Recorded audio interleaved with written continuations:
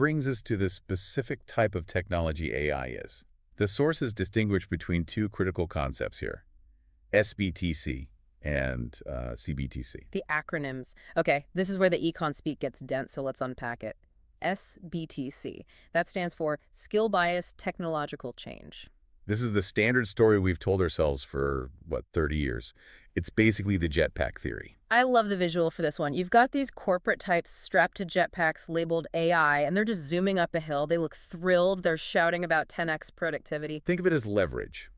If you are a high-skill worker, let's say a senior software architect or a creative director, AI acts as a multiplier. It removes all the drudgery and lets you operate at a much higher level. You become superhuman. The technology is biased in your favor. But then you have the other group in the image. They're on bicycles.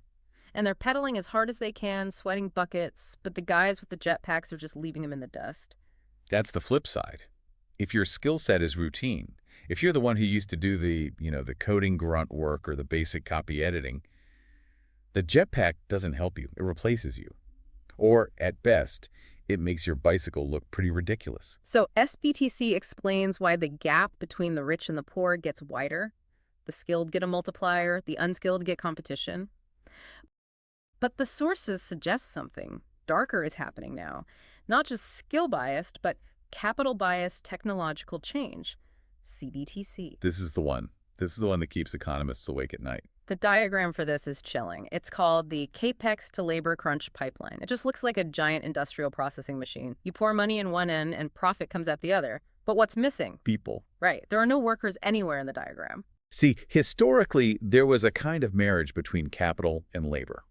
If General Motors wanted to make more money, they had to build a new factory. To run that factory, they had to hire more workers. Capital investment directly created labor demand. You couldn't have one without the other. But this machine implies a divorce. A really messy divorce. With AI, you pour billions of dollars into GPUs, into data centers, into software licenses. That is capital expenditure. Right. But that money doesn't go to hiring new staff. It goes to Nvidia, it goes to Microsoft, and it goes to the shareholders. The text in the source actually says the more we build, the less we need them. That's the mechanics of CBTC in a nutshell. You are using capital to substitute for labor, not to complement it. So the economic value, the profit, it flows to the people who own the machines, not the people who operate them. There's a literal tug-of-war image in the stack that illustrates this perfectly. You have workers pulling on a rope against a team of suits.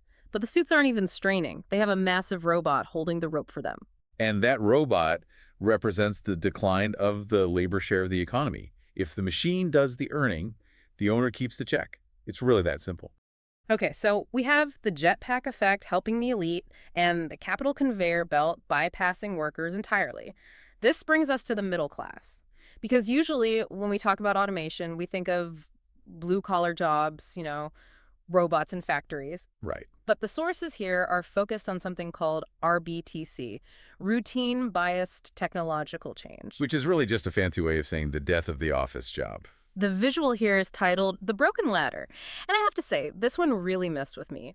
We all grow up with this idea of a career ladder, right? You start at the bottom, you learn the ropes in the middle, and eventually you run the place. Right. And those middle rungs are things like data entry, junior analysis, basic accounting, administrative coordination. These are the training grounds. But in the visual, the middle floor of the building has just collapsed. It's gone.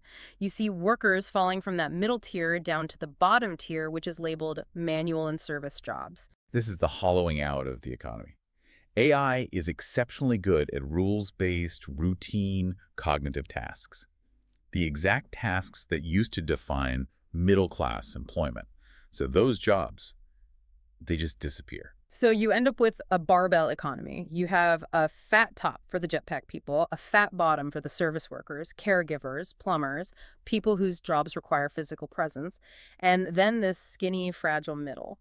And the scary part is the direction of travel. You don't fall up. If the middle rungs break, you fall down. You end up competing for those service jobs, which drives wages down even further at the bottom.